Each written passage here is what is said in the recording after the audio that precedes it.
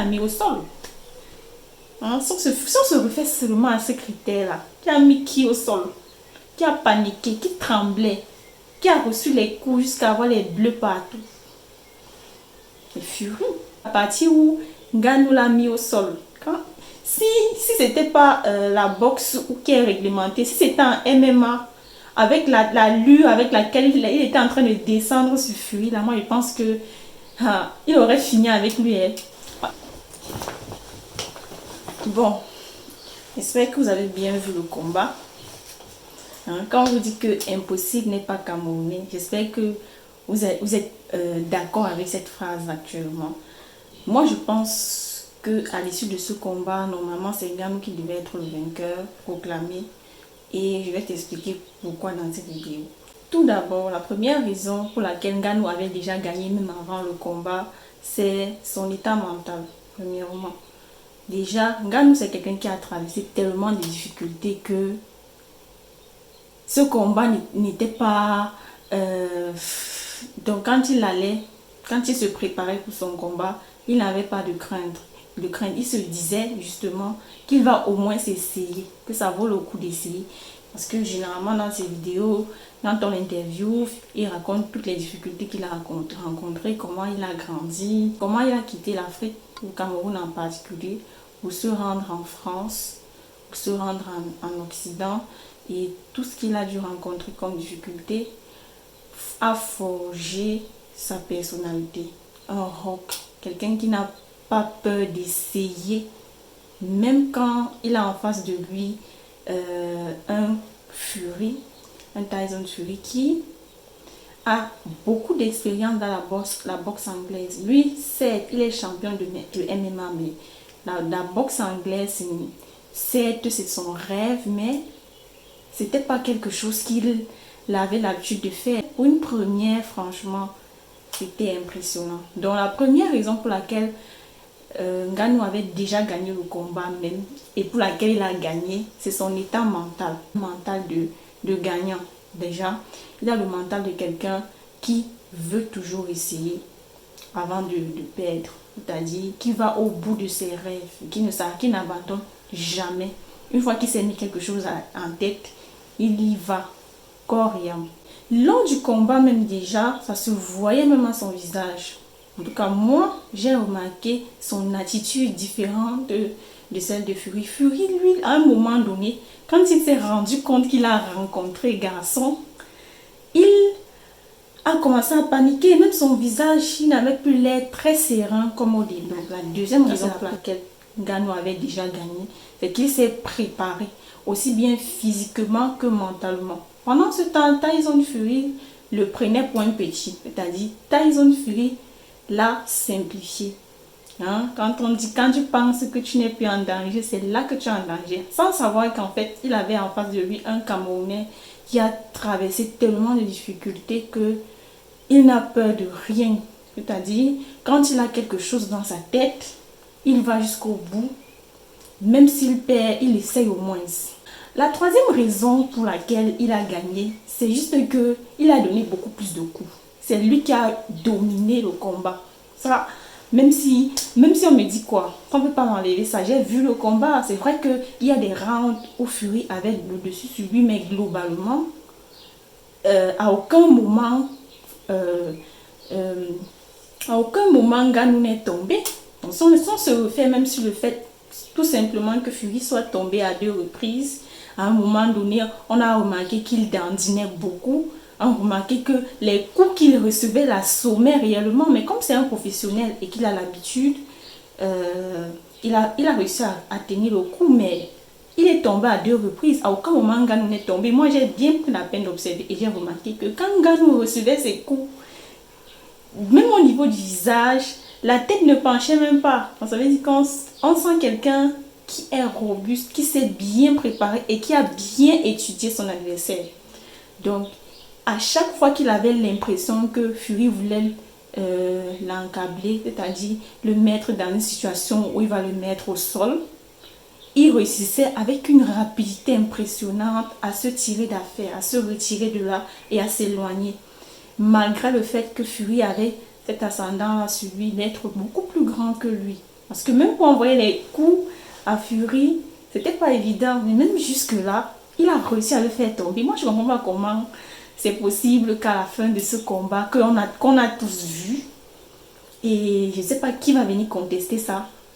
C'est vrai qu'il y a des gens qui ont déjà fait des posts comme quoi, lorsqu'on fait un combat contre un champion, qui est mondialement connu et tout, qui a une réputation, une renommée, la meilleure façon de sortir du combat vainqueur, c'est de faire un KO. Donc la façon la plus incontestable de sortir du combat vainqueur, c'est un KO. Parce que lorsqu'on va au niveau des points, il y a de fortes chances qu'on favorise le favori. Et dans cette compétition ou dans ce combat, le favori, sur le plan de la carrière, c'était Fury. Mais sur le plan de l'audience ou bien de la notoriété, c'était même beaucoup plus Ngannou qui était beaucoup plus adulé. Presque tout le monde s'est placé derrière Ngannou, un peu comme David et Goliath. On sait très bien que d'entrée de jeu, Goliath est beaucoup plus fort que David, a beaucoup plus de muscles, pas de muscles forcément, a beaucoup plus d'expérience, a beaucoup plus de chances de gagner David. Mais tout le monde espère quand même au fond de lui qu'il y ait enfin un David qui va se réussir à faire tomber Goliath. Et c'était un peu la situation qu'on avait hier avec le cas de Tyson, parce que Tyson n'a jamais perdu aucun combat. Et même quelqu'un qui reconnaît que c'est un gars qui est super fort, il a de très bonnes capacités et tout, voulait au fond de lui que Ngannou gagne, même s'il n'est pas camerounais et tout, peu importe son origine, tout le monde était derrière Ngannou. Et Ngannou ne nous a pas trahis. Honnêtement, pour moi, Ngannou c'est le vainqueur de ce combat. Maintenant, moi je ne sais pas sur quoi se basaient les juges pour juger ça. Et d'ailleurs, parmi les deux juges là, il y a parmi les trois juges, il y a un qui a déclaré que Ngannou était le vainqueur. Donc, la quatrième raison pour laquelle Ngannou a gagné le combat, c'est l'état d'esprit de Fury à la fin du combat. C'est-à-dire à la fin du combat, on a l'impression qu'il a un peu festé Ngannou. Il a tapoté, il vient l'embrasser et tout. Et puis Ngannou aussi s'est exprimé ou alors s'est comporté comme quelqu'un qui avait gagné. Donc, premièrement, l'état d'esprit des combattants ou alors des adversaires à la fin du combat montre très bien que chacun connaît qui a eu le dessus sur l'autre, premièrement. Ensuite, lorsqu'on déclare Fury comme gagnant, on voit très bien son visage que bon, il a accepté, bon, il est gagnant, oui, mais il n'arrive pas à se réjouir, il se force même à rire parce qu'il reconnaît au fond de lui, il sait très bien que Ngannou a eu le dessus sur lui. De A à Z, oui, il y a eu des rounds où il a eu le dessus et tout, mais il a rencontré Garçon cette fois-ci et il se rend compte qu'il avait sous-estimé. Mais ce qui m'étonne même, c'est comment tu peux sous-estimer un champion de MMA, parce que moi j'ai vu la partie où Ngannou l'a mis au sol. Si c'était pas la boxe qui est réglementée, si c'était un MMA, avec la lure avec laquelle il était en train de descendre sur Fury, là, moi je pense que il aurait fini avec lui. À ce moment-là, à cette étape-là, à ce round-là, à ce moment-là, je pense que Ngannou aurait été déclaré vainqueur si on était en MMA. Bien. Dans un championnat de boxe ou alors dans un combat de boxe anglaise, il y a des choses qui ne sont pas autorisées. Donc, c'est bien compréhensible. Donc, Fury lui-même, à voir son expression faciale, même son expression corporelle, a prouvé qu'en réalité, c'était pas lui le vainqueur de ce combat. Donc, c'est un combat qui nous a tous rendus fiers.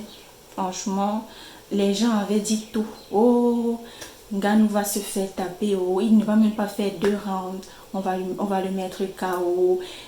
Fury est beaucoup plus grand que lui. Il est beaucoup plus costaud. Mais Ngannou est beaucoup plus musclé. Ngannou est beaucoup plus travailleur. Ngannou a la rage. Ngannou a la rage de réaliser ses rêves. Il n'a peur de rien. Et il n'abandonnera jamais.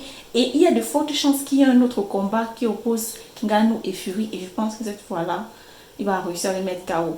Je pense qu'il a été très stratège, il a beaucoup travaillé, il a pris la peine d'étudier son adversaire avant de venir dans le ring là. Et moi j'ai beaucoup apprécié le combat, c'est pour ça que j'ai décidé d'en parler ici sur ma chaîne. Si tu me découvres à travers cette vidéo, déjà, sache que c'est moi, c'est Catherine. Et sur cette chaîne, qui est ma chaîne secondaire, je parle de tout ce que je trouve sur internet et qui m'intéresse. Et donc si tu penses que ça sonne comme quelque chose qui t'intéresse, n'hésite pas à t'abonner, active la cloche de notification. Nous sommes de plus en plus nombreux. Ça me ferait plaisir de savoir que tu rejoins la famille. Et on se voit dans une prochaine vidéo, certainement pour parler de Bachelor. Parce qu'actuellement, ce qui est beaucoup plus en vogue sur ma chaîne, c'est la télé-réalité Bachelor que j'aime bien, qui réussit à me captiver. Donc, qu'est-ce que vous en pensez? Qu'est-ce que tu en penses? Qu'est-ce que tu as pensé du combat qui a opposé Ngannou à Fury? Est-ce que tu penses que la victoire de Fury était méritée ou alors que c'est Ngannou qui a gagné? Moi, je pense que c'est Ngannou qui a gagné le combat. Sur le plan technique, sur le plan même de l'attitude. À aucun moment il n'a paniqué, à aucun moment il n'a tremblé. Oh, Fury tremblait à un moment donné, on a l'impression qu'il paniquait et tout. Il est venu un peu trop confiant finalement et il s'est rendu compte que il avait en face de lui un adversaire de taille. Et normalement, Ngannou a gagné. Moi, c'est mon avis. Maintenant, comme il n'a pas fait de KO, on peut encore trouver un moyen de faire la mafia et de donner la victoire à Fury. Mais bon, c'est dommage que ce ne soit pas, qu'on n'ait pas eu cette cerise là sur le gâteau. Mais le gâteau était déjà là. On sait que Ngannou a gagné. Nous tous, on sait ça. Hein? Donc, même LeBron James a fait un post sur Twitter où il a dit clairement que voilà la raison pour laquelle il n'aime pas regarder les combats de boxe, parce que généralement les décisions au finish parfois ne correspondent pas à ce qu'on a vécu en regardant le combat, et que Ngannou vient de se faire voler sa victoire très clairement. Il a dit ça très clairement dans un post, dans deux posts même sur Twitter. Donc ça prouve à suffisance que, et il y a un grand nombre de personnes qui réclament, qui s'insurgent par rapport à cette victoire de Fury. Et finalement, ça sera une victoire. Lui-même déjà, même en prenant la ceinture là, montrait déjà à son visage, à son expression, parce que ça se voyait très bien, qu'il sait très bien, qu'il reconnaît que c'est Ngannou qui a gagné. C'est lui qui l'a mis au sol. Hein, si on se refait seulement à ce critère-là, qui a mis qui au sol, qui a paniqué, qui tremblait, qui a reçu les coups jusqu'à avoir les bleus partout. C'est Fury. Donc, normalement, c'est l'adversaire qui a gagné. Je ne suis pas experte en boxe, je ne sais pas sur quels critères objectifs se sont basés les juges pour décider. Donc, on va s'en tenir à ça, mais on retiendra, l'histoire retiendra que Ngannou a eu un premier combat de boxe qu'il a réussi à dominer, et il a rendu fiers les Camerounais, il a rendu fiers les Africains, il nous a tous rendus fiers. Donc merci d'avoir regardé cette vidéo et on se retrouve dans une prochaine vidéo. Ciao.